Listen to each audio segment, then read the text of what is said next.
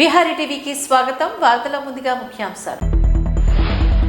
తెలుగు ప్రజలు అత్యంత కోలాహలంగా జరుపుకునే పండుగ సంక్రాంతి. గాజువాక బీజేపీ కన్వీనర్ కర్నంరెడ్డి నరసింగరావు హితం. విజయవాడ ఎంపీ కేసినేని నానిపైన విరుచుకుపడ్డ నందిగామ మాజీ ఎమ్మెల్యే తంగిరాల సౌమ్య. వివేకానంద స్ఫూర్తితో యువత ఉన్నతంగా ఎదగాలి. ఓమి రఘురాం. యువతకు స్ఫూర్తి ప్రదాత, భారతదేశ ఔన్నత్యం దేశాల వ్యాప్తి చెందేలా చేసిన మహానీయుడు స్వామి వివేకానంద అంటూ అటువంటి మహానీయుని యువత స్ఫూర్తిగా తీసుకొని యువత ఉన్నతంగా ఎదగాలని విద్యావేత్త ఓమి రఘురాం అన్నారు. ఈరోజు జగ్గంపేట వివేకానంద విద్యా సంస్థల్లో ఓమి రఘురాం ఆధ్వర్యంలో వివేకానంద జయంతి జాతీయ యువజన దినోత్సవ వేడుకలు ఘనంగా నిర్వహించారు. ముందుగా వివేకానంద విగ్రహానికి పూలమాల వేసి నివాళులర్పించారు. ఈ సందర్భంగా రఘురాం మాట్లాడుతూ వివేకానంద యువత ఇనుప కండరాలు, ఉక్కు నరాలు కలిగి ఉండటంతో పాటుగా విశాల హృదయం కలిగి ఉండాలని అన్నారు. సమాజానికి ఏదో చేయాలనే తపన కలిగి ఉండాలని, మనిషికి తన ఆత్మకు మించిన గురువు ఉండదని, అంతరాత్మకు తప్పు తెలియదని, తెలిసింది చేయకూడదని అన్నారు. ఈ కార్యక్రమంలో వివేకానంద సిబ్బంది, విద్యార్థులు తదితరులు పాల్గొన్నారు.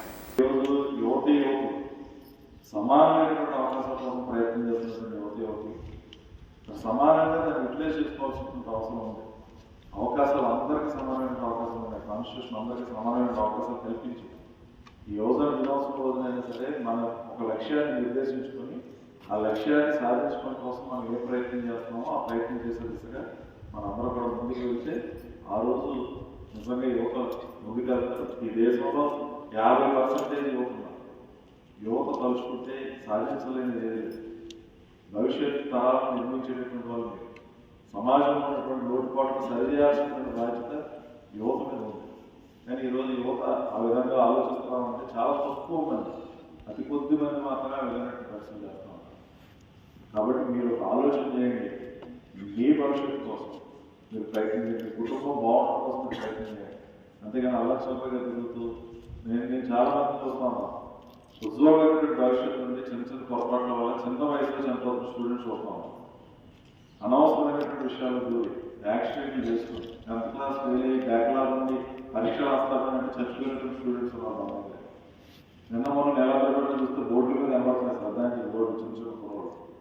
ఏంటో నాకు అర్థం కాదు. తల్లిదండ్రులు ఎంతో ఆశలు పెట్టుకుని మీ మీద ఇన్వెస్ట్ చేస్తూ ప్రయాణంతో మీరు ఏ తప్పులు చేసినా భరిస్తూ చేస్తూ ఉంటే మనం ఎందుకని మనం నాశనం చేసుకోవడం కాకుండా కుటుంబాన్ని కూడా కాల్ చేసి వాళ్ళకి బాధను మిగిల్చేయాలి ఎందుకు ప్రవర్తిస్తున్నాం ఒకసారి యువత ఆలోచన చేయాలి. చదువు మీద దృష్టి పెట్టండి, క్యారెక్టర్ మీద దృష్టి పెట్టండి, కెరీర్ మీద దృష్టి పెట్టండి. మీలో ఉన్నటువంటి స్ట్రెంగ్స్ ఏంటో తెలుసుకోండి. మీలో ఉన్నటువంటి బలాలు ఏంటి, మీలో ఏ విధమైనటువంటి వీక్నెసెస్ ఉన్నాయి.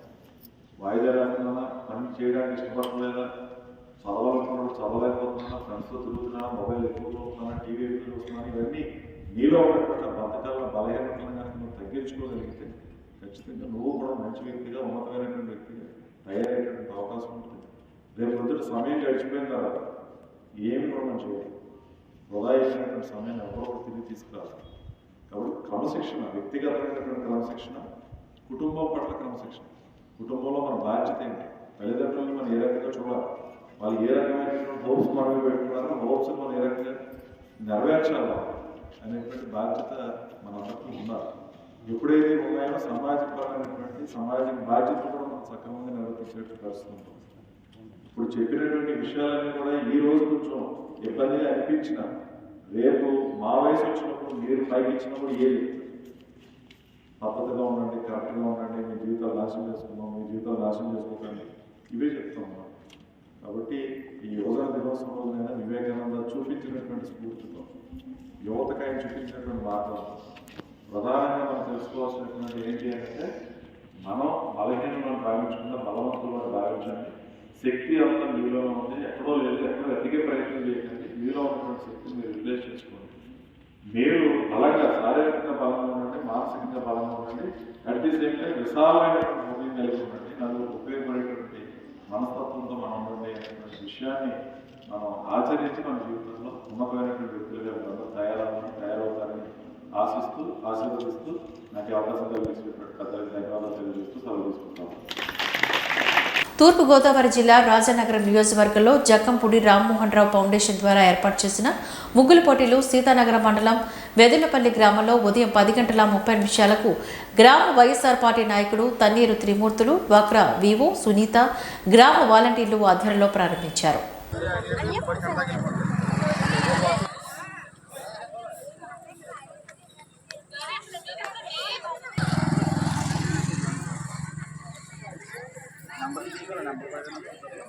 కాకినాడ జిల్లా ఏలేశ్వరం మండలం ఎర్రవరం గ్రామంలో స్వామి వివేకానంద 161వ జయంతి సందర్భంగా వివేకానంద సేవా సమితి అధ్యక్షుడు మైరాల నాగేశ్వరరావు మరియు కమిటీ ఆధ్వర్యంలో రక్తదాన శిబిరం ఏర్పాట్లు చేశారు.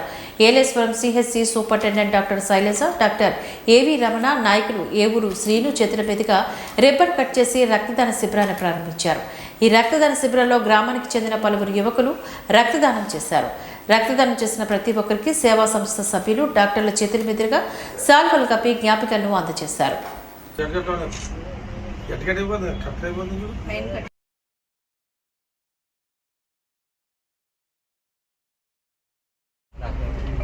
శుభాకాంక్షలు తెలియజేస్తూ బ్లడ్ ఇచ్చిన వాళ్ళందరికీ కూడా నా యొక్క వాళ్ళకి నా యొక్క బ్లెస్సింగ్ తెలియజేస్తూ ముందు భవిష్యత్తులో వాళ్ళు ఈ యొక్క బ్లడ్ ఇచ్చే కార్యక్రమాన్ని ఇంకా మంచిగా 10 మందికి సేవ చేసే ఉండాలని కోరుకుంటున్నాను. ఆ వివేకానంద యొక్క 161 జయంతి సందర్భంగా ఏర్పరిచిన ఈ యొక్క రక్తదాన సరఫరాను ప్రతి ఒక్కరు కూడా పాల్గొని రక్తదానం చేయడం వల్ల ఒక మనిషి రక్తం ఇవ్వడం వల్ల ముగ్గురికి అది ఉపయోగపడుతుంది. కాబట్టి ప్రతి ఒక్కరు కూడా ఈ రక్తదాన యజ్ఞంలో పాల్గొని ఈ కార్యక్రమం జరపడం జరుగుతున్నాను. Thank you. అవకాశం ఇచ్చిన ఈ సమితి వారికి నా యొక్క కృతజ్ఞతలు తెలియజేసుకుంటున్నాను. Thank you all. అందరికీ నమస్కారం అండి.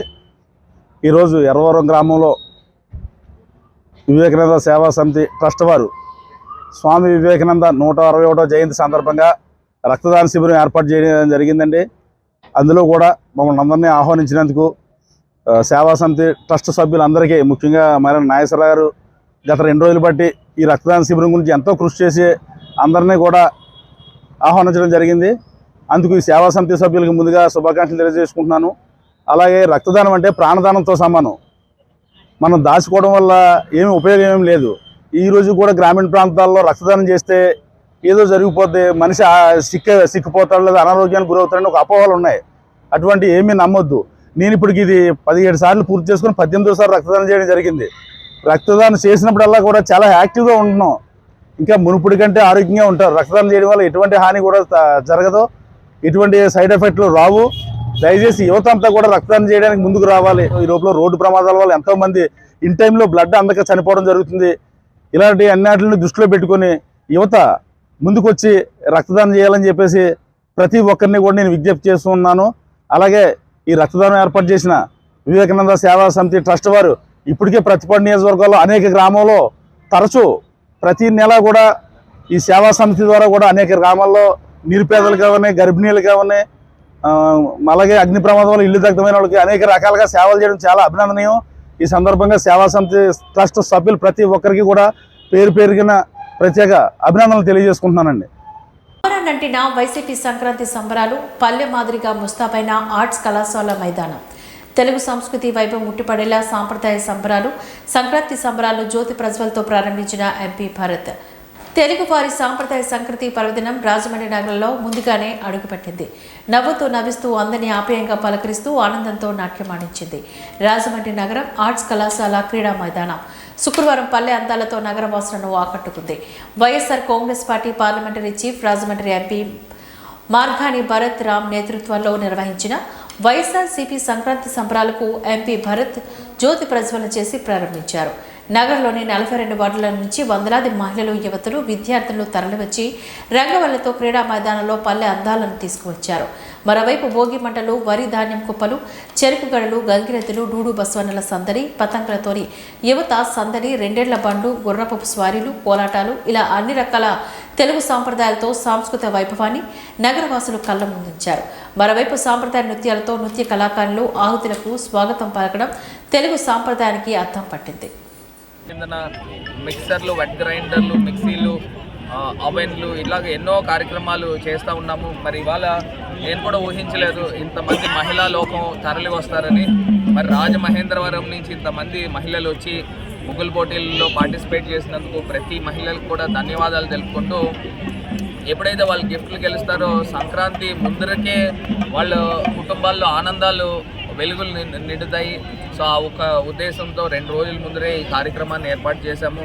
మరి వేల సంఖ్యలో వచ్చారు. ఇది ఒకటే కాదు, ముగ్గుల పోటీలు ఒకటే కాదు, లైవ్ పిండి వంటలు కూడా ఇక్కడ ఏర్పాటు చేశాము. వీళ్ళందరికీ కూడా విందు భోజనాలు ఏర్పాటు చేసి మరి కోడి పందాల దగ్గర నుంచి, గుర్ర పందాల దగ్గర నుంచి, డూడు బసవన్నల దగ్గర నుంచి, చిలక జోస్యం దగ్గర నుంచి, సోది చెప్పే వాళ్ళ దగ్గర నుంచి, భోగి మంటలతో మనకి ఏవైతే పోతిరాజు దగ్గర నుంచి ఏవైతే అంశాలు ఉంటాయో మన సంక్రాంతి పండుగకు సంబంధించి అన్ని అంశాలు ఈ ఆర్ట్స్ కాలేజ్ మైదానంలో తీసుకుని వచ్చి ఇక్కడ అష్టలక్ష్మి అలాగా ఎన్నో కార్యక్రమాలు చేస్తూ ఉన్నాము. మరి ప్రజలందరికీ కూడా ధన్యవాదాలు.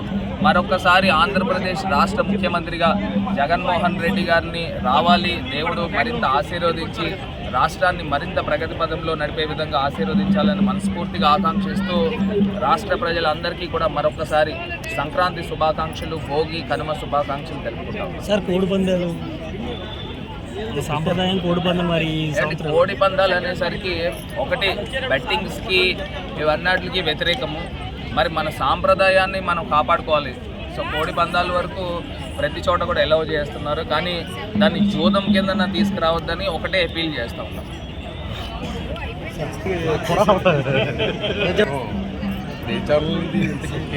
ప్రజలందరికీ సంక్రాంతి శుభాకాంక్షలు తెలియజేస్తూ, అందరికీ కూడా సంక్రాంతి పండుగ అంటే పాడి పంటలు ఇంటికి వచ్చి అందరూ సుఖశాంతులతో కొనతూగేటువంటి మంచి పండగ సంక్రాంతి పండుగ. అటువంటి సంక్రాంతి పండుగని సహజంగా గ్రామీణ వాతావరణంలో చాలా వైభవంగా చేస్తారు, కానీ పట్టణ ప్రాంతంలో ఇంత రంగరంగ వైభవంగా వాళ్ళ సంక్రాంతి ఎక్కడ ఉందనంటే ఆర్ట్స్ కాలేజీ గ్రౌండ్లోనే ఉన్నది అనేటువంటి విధంగా చక్కగా ఏర్పాటు చేసినటువంటి రాజమండ్రి మున్సిపల్ కార్పొరేషన్కి అలాగే కలెక్టర్ గారికి కూడా ప్రత్యేకించి ధన్యవాదాలు తెలియజేస్తూ, వాళ్ళు నేనైతే మాత్రం నేను 10 ఏళ్ళు ఎమ్మెల్యేగా చేసిన అనుభవంతో చెప్తున్నాను, రాజమండ్రిలో వాళ్ళ సంక్రాంతి పండుగనంటే ఈ 24లో వాళ్ళ పార్లమెంట్ సభ్యులు శ్రీ మార్గాని భరతరామ్ గారు రాజమండ్రి పట్టణాన్ని అన్ని ప్రాంతాల్లో కూడా ఒక సంక్రాంతి వాతావరణం కలిగించే విధంగా అభివృద్ధిని చేశారు.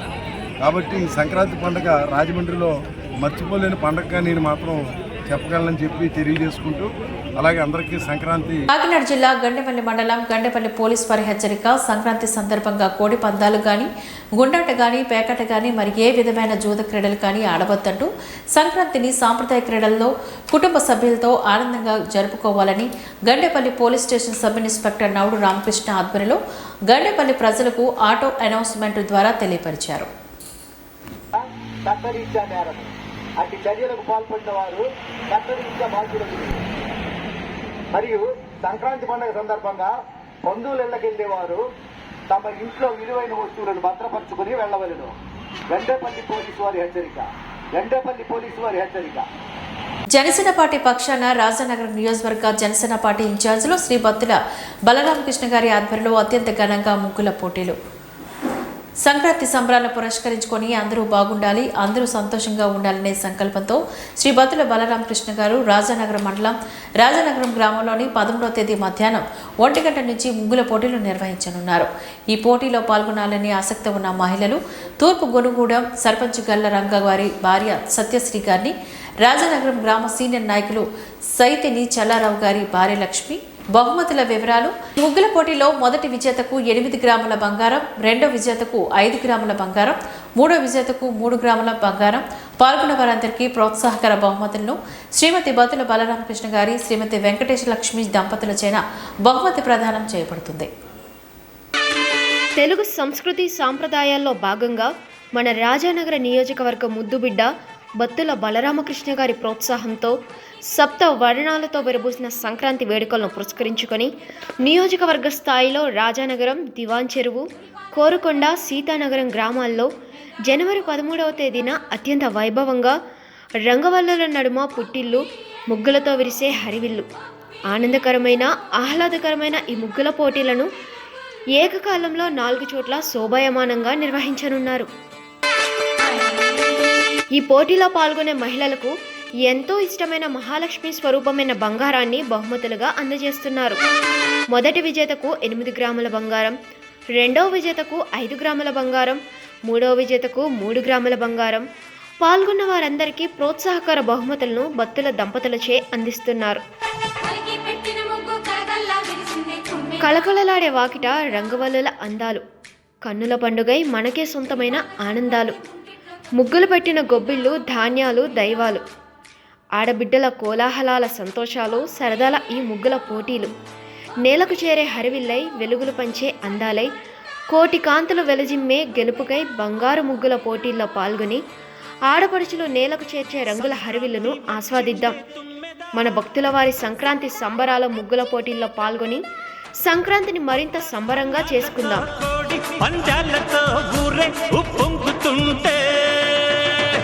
సోషల్ మీడియా పోస్టింగులపైన చర్చ. నర్సీపట్నం టౌన్ పోలీస్ స్టేషన్లో శుక్రవారం టీడీపీ బ్యూరో సభ్యుడు అయ్యన్నపాత్రుడు రాష్ట్ర కార్యదర్శి విజయ్ హల్చల్ టీడీపీ వైసీపీ వర్గాలు ఒక సోషల్ మీడియా వేదికగా ఒకరిపై ఒకరు పరస్పరం పోస్టులు పెట్టుకోవడం జరిగింది. అందులో భాగంగా ఒక వర్గీయులు మరొక వర్గం పైన ఫిర్యాదులు చేయగా పోలీసులు మందలించే ప్రయత్నం చేసే క్రమంలో అర్ధరాత్రి ఇంటికి వచ్చి స్టేషన్కి రమ్మంటున్నారంటూ తెలిపారు. టీడీపీ వర్గీయుల ఇళ్లకు పోలీసులు అర్ధరాత్రి రావడంపై నిలదీసేందుకు వెళ్లారు. సీఐ గణేష్ పాయకరావుపేటకు వెళ్లారని సిబ్బంది తెలపడంతో అయ్యన్న అగ్ని మీద గుగ్గిలమయ్యారు. సీఐతో నేను ఫోన్లో మాట్లాడాలని, ఆయన రమ్మంటే నేను వచ్చానని, నేను వచ్చేసరికి ఆయన వెళ్లిపోవడం ఏంటంటూ అయ్యన్నపాత్రుడు ఆగ్రహాన్ని వ్యక్తం చేశారు. వైఎస్ఆర్ కాంగ్రెస్ పార్టీ నాయకులపైన చేసిన ఫిర్యాదులకు పోలీసులు ఎందుకు స్పందించడం లేదని ప్రశ్నించారు. వచ్చే ఎన్నికల్లో ప్రజలు తెలుగుదేశం అధికారులకు వస్తుందని, అప్పుడు పోలీసుల పని చెప్తామని హెచ్చరించారు.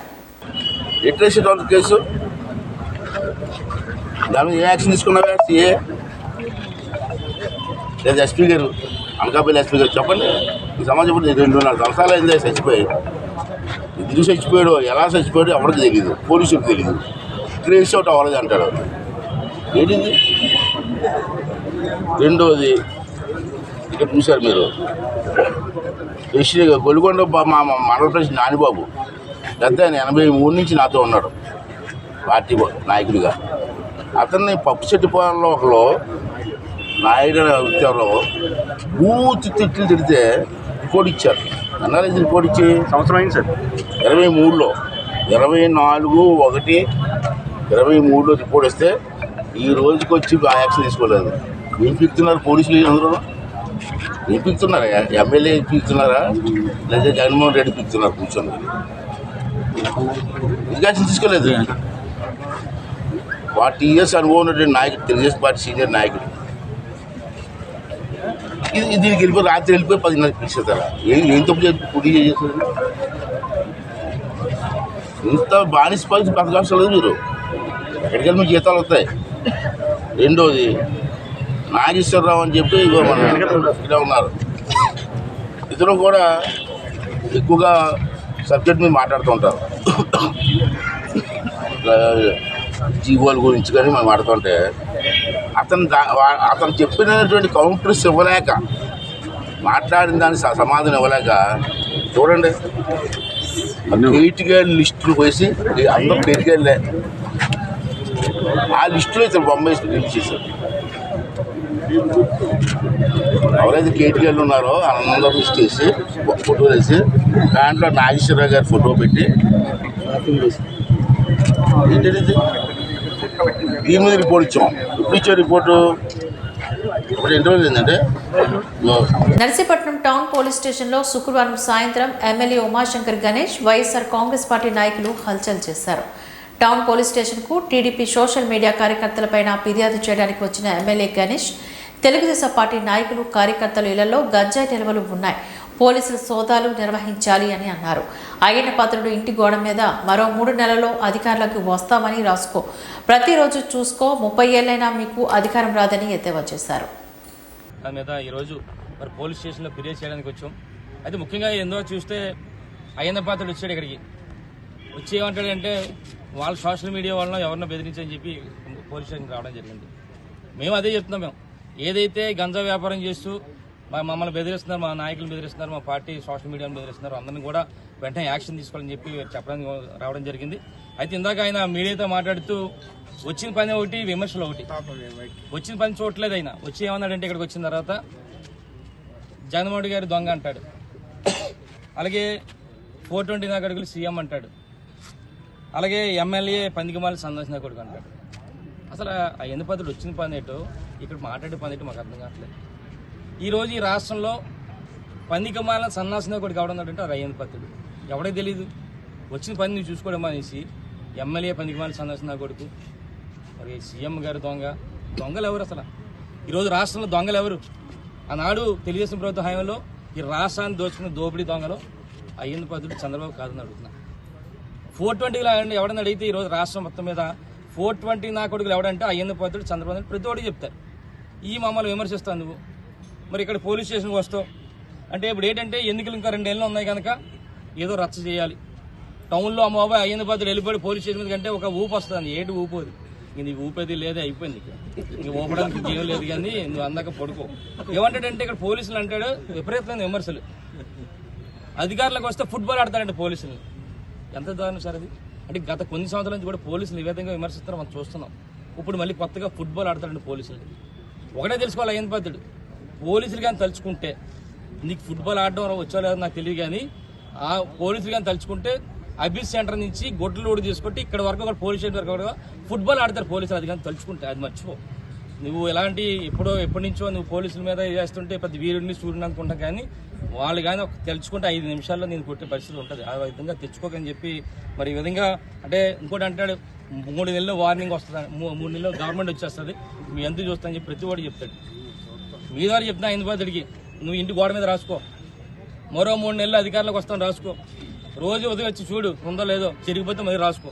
నీ జీవితాంతం అలా రాసుకోవడం తప్ప నువ్వు అధికారంలో వచ్చే ప్రసక్తి లేదని చెప్పి మరి మీ ద్వారా తెలియపరుస్తున్నావు. ఇలాంటి బెదిరింపులు అయ్యి చేస్తే మాత్రం ఎట్టి బస్సులు కూడా ప్రజలు ఊరుకోరు, పోలీసులు ఊరుకుంటారేమో కానీ ప్రజలు ఊరుకోరని సంగతి మరి ఈ విధంగా మీ ద్వారా తెలియపరుస్తున్నాను. వ్యవస్థలు మేనేజ్ చేయడం గురించి మాట్లాడితే ఆనాడు తెలుగుదేశం ప్రభుత్వ హయాంలో ఈ రాష్ట్రాన్ని వ్యవస్థలుగా మార్చి ఏ విధంగా దోచుకున్నావో ఈ రాష్ట్ర ప్రజలందరికీ తెలుసు. ఈ విధంగా మాట్లాడడం కాదు. ముఖ్యంగా ఏంటంటే ఈ ఉద్దేశం ఏంటంటే అయింది పద్ధతి వెనకాల రౌడీలు ఉన్నారు, గూండాలు ఉన్నారు, మేము ఏం చేసినా చెల్లుతుంది, పోలీస్ స్టేషన్కి వెళ్ళి మేము దౌర్జన్యం చేయొచ్చు, వైఎస్ఆర్ పార్టీ వాళ్ళని దౌర్జన్యం చేయొచ్చు అని చెప్పి అనుకుంటున్నాడు తప్ప ఆ రోజులు పోయిందా అయింది పద్ధతి గుర్తించుకో. ఈ రోజు ఎవడు చేతకనాలు లేడు, ప్రతి ఓడి వెనకాల 10 మంది సభ్యులు, కుటుంబ సభ్యులు ఉన్నారు, ఫ్రెండ్స్ ఉన్నారు, అందరూ ఉన్నారు. నువ్వు 89లో 94లో రౌడీ ఇప్పుడు చేస్తా అంటే మాత్రం ఎట్టి బస్సులు కూడా ఏ విధంగా ఉంటుందంటే ఒకటే చెప్తున్నా, హెచ్చరిస్తున్నా అయింది పద్ధతికి నువ్వు మా పార్టీ నాయకుల మీద కానీ ఏదో దౌర్జన్యం చేస్తే నువ్వు కానీ మీ వాళ్ళు కానీ పిచ్చి కుక్కని ఏ విధంగా కొడతారో అదే విధంగా కొట్టే పరిస్థితి నువ్వు తెచ్చుకుంటావని చెప్పి సందర్భంగా అయ్యింది పద్ధతి చెప్తున్నాను. ఇప్పుడే అంటే ఇదంతా ఒకటే ఆయన మ్యాప్ ఏంటంటే నిన్ననే చూసాం, సుమారుగా ప్రెస్టేజ్గా సుమారుగా 5 కోట్ల 7 కోట్ల రూపాయల వరకు కూడా గౌరవ ముఖ్యమంత్రి గారు మంచి రోడ్లు ఇస్తే దాన్ని స్టే తెచ్చాం. సుమారుగా 38 వర్కుల మీద స్టే తెచ్చాం. దేవుడి దయ వల్ల మరి ఆ 35 వర్కులు చేసాం కానీ సరిపోయింది కదా. అంటే ఇదంతా కూడా ప్రజలకు తెలిసింది. ఇప్పటికే అయింది బాధ్యుడు స్టేలు తెచ్చాడు, రోడ్లు ఏమిటని చెప్పి ప్రజలందరూ తెలుసు. దాన్ని డైవర్ట్ చేయడం కోసం ఇప్పుడు ఈ రోజు ఇది కొత్త నాటకం పట్టుకున్నాం. ఇదంతా కూడా ఒకటే మీ ద్వారా ఇప్పుడు మన ఎస్సీ గారిని కోరుతున్నాను. ఈ రోజు ఎవరైతే గంజా వ్యాపారస్తులు ఉన్నారో మరి ఇళ్ళకి పంపిస్తున్నారు కానీ ఇల్లు సోదాలు కూడా చేయాలని చెప్పి పోలీసు వారిని కోరుతున్నాం. ఇళ్లలో కూడా వాళ్ళ ఇళ్లలో చాలా మంది ఇళ్లలో గంజాయి ఉంది, గంజా స్టాక్ వేసుకున్నారు, బళ్ళు మీద వెళ్తే బళ్ళలో కూడా గంజాయి ఉంది. వెంటనే ఎట్టి బస్సులు కూడా ఇళ్ల సోదాలు కానీ బళ్ళు సోదాలు చేసి వెంటనే ఎవరైతే గంజా వ్యాపారులు ఉన్నారో వాళ్ళందరినీ కూడా వాళ్ళ మీద యాక్షన్ తీసుకోవాలని చెప్పి మరి మీ ద్వారా మరి సీఏ గారిని కోరుతున్నారు. సీఏ గారు ఇప్పుడు లేరు, మరి రాత్రే ఎక్కడ పైకిరేపట్ల ఇన్సిడెంట్ జరిగింది కనుక రాత్రి వెళ్ళిపోయారు కనుక మళ్ళీ మరి వచ్చి సీఏ గారికి రికమెండేషన్ ఇస్తామని చెప్పి మీ ద్వారా తెలియపరుస్తూ ఎట్టి బస్సులు కూడా చివరిగా చెప్తున్నా అయ్యన్న బాధడికి నువ్వు ఎన్ని జిమ్మికలు చేసినా రేపు రాబోయే రోజుల్లో మళ్ళీ జగన్మోహన్ గారు ముఖ్యమంత్రిగా ఉంటారన్న సంగతి ఈ రోజు ఈ రాష్ట్ర ప్రజలందరూ తెలుసు. మరొక 30 సంవత్సరాల పాటు ఈ రాష్ట్రానికి ముఖ్యమంత్రి జగన్మోహన్. భారీ జనసందోహంతో ప్రారంభమైన ఎమ్మెల్యే పర్వతం చేపట్టిన ప్రజా దీవెన యాత్ర కాకినాడ జిల్లా ప్రతిపాడు నియోజకవర్గంలో ప్రజా దీవెన యాత్రకు ఎమ్మెల్యే పర్వత పూర్ణచంద్ర ప్రసాద్ శ్రీకారం చుట్టారు. తనను నమ్మిన కార్యకర్తలకు నియోజకవర్గ ప్రజలకు కృతజ్ఞతలు తెలుపుతూ మద్దతును కోరుతూ నేనున్నానంటూ భరోసానిస్తూ రౌతులపూడి మండలం పల్లపు రామవరం చామవరం నుంచి భారీ జనసందోహంతో ప్రజా దీవెన యాత్ర ప్రారంభమైంది. పల్లపు చామవరం, మెరక చామవరం, శృంగవరం, బంగారయ్యపేటలో సాగిన ప్రజా దీవెన కార్యక్రమానికి వేలాదిగా ఎమ్మెల్యే పర్వత ప్రసాద్ అభిమానులు భారీ సంఖ్యలో తరలివచ్చారు. నేను కించపరచను కానీ వారిని ప్రశ్నించను కానీ మీ అందరికి కూడా తెలుసు. గతంలో పనిచేసిన నాకన్నా ముందు చేసిన ఎమ్మెల్యేలు కానీ అంతకన్నా ముందు చేసిన ఎమ్మెల్యేలు కానీ ఎవరిని మనం కించపరచక్కర్లేదు, ఎవరిని కూడా మనం ఇంకో విధంగా మాట్లాడక్కర్లేదు. వారి పనితీరు విధానాన్ని మీరందరూ కూడా గమనించుకున్నటువంటి పరిస్థితులు 5 సంవత్సరాలు మీరందరూ కూడా చూశారు. ఎవరు పిలిచినా తడవగా వెళ్ళడం, వారి కష్టాల్లో పాలు పంచుకున్నారు, వారి బాధల్లో పాలు పంచుకున్నాను. వారికి ఏదైనా కష్టం వస్తే నాదే అని ఫీల్ అయ్యాను, వారికి ఏదైనా బాధ అయితే నాదే అని ఫీల్ అయ్యాను. ఆ కుటుంబంలో ఏదైనా శుభకార్యం జరిగితే నా ఇంట్లో శుభకార్యం జరుగుతున్నట్టుగా ఫీల్ అయ్యే ప్రతి కుటుంబాన్ని నేను ఇవాళ వెళ్ళి వారి కుటుంబం యొక్క దీవెలను పొందడం కూడా జరిగింది. మరి ఇలాంటి పరిస్థితులు 5 సంవత్సరాల కాలంలో మరి రేపు పొద్దున మార్చి నెలలో ఎన్నికలు రాబోతా ఉన్నాయి. ఈ మధ్యకాలంలో మన జిల్లాలో కొంతమంది పెద్దలు మన ప్రతిపాడు నియోజకవర్గం మీద ఒక కన్నేసి ప్రతిపాడు నియోజకవర్గాన్ని అల్లకల్లోలం చేయడానికి కొన్ని ప్రయత్నాలు చేయడం జరుగుతుందనేది మీ అందరూ కూడా తెలిసినటువంటి విషయమే. టీవీలోని పేపర్లోని చూస్తూ ఉన్నారు. మరి అలాంటి పరిస్థితి నుంచి మనం బయటపడాలి. మన ప్రతిపాడు నియోజకవర్గాన్ని ఎవరికైనా కూడా హస్తగతం కాకుండా చూసుకోవాలి. మన నియోజకవర్గాన్ని మనం కాపాడుకోవాలి. మన ప్రజల్ని మనం కాపాడుకోవాలి. మన బాధల్ని మనం పంచుకోవాలి. ఈ నియోజకవర్గంలో మనం అందరం కూడా కలిసి సమిష్టిగా పనిచేయాలి. నియోజకవర్గాన్ని సమిష్టిగా కృషి చేయాలి, సమిష్టిగా అభివృద్ధి చేయాలని చెప్పి మిమ్మల్ని అందరినీ నేను కోరుతా ఉన్న వేదిక మీద ఉన్న సర్పంచ్ కానీ. మరి ఈ మధ్యలో జరుగుతున్నటువంటి పరిణామాల గురించి చూస్తే మీ అందరు కూడా అర్థమవుతా ఉంది. నేను ప్రత్యేకంగా చెప్పక్కర్లేదు. మీ అందరూ కూడా గమనిస్తూ ఉన్నారు. పరిస్థితులు ఎలా తారుమారు అవుతాయనేది మీరు అందరూ కూడా గమనిస్తూ ఉన్నారు. నేను ఒక్కటి మాత్రం చెప్పగలను, ఏది ఏమైనా కానీ ఈ పరిణామాల నుంచి బయటకు వచ్చి అంతిమంగా చివరి వరకు కూడా నేను మీకోసం పోరాడుతూ ఉంటాం, మీకోసం పనిచేస్తూ ఉంటాం. చివరి వరకు కూడా ఈ ప్రతిపాడు నియోజకవర్గంలో వైఎస్ఆర్ కాంగ్రెస్ పార్టీ తరఫున పోటీ చేయడానికి ఎమ్మెల్యేగా నాకు టికెట్ ఇచ్చే అవకాశం మా గౌరవ ముఖ్యమంత్రి జగన్మోహన్ రెడ్డి గారు ఇస్తారని చెప్పి చివరి దాకా నేను వారి యొక్క మద్దతు దాకా నేను ఎదురు చేస్తూ ఉంటానని చెప్పి మీ అందరికీ కూడా కోరుకుంటా ఉన్నాం. ఈ వార్తలు ఇంతటితో సమాప్తం. నమస్కారం.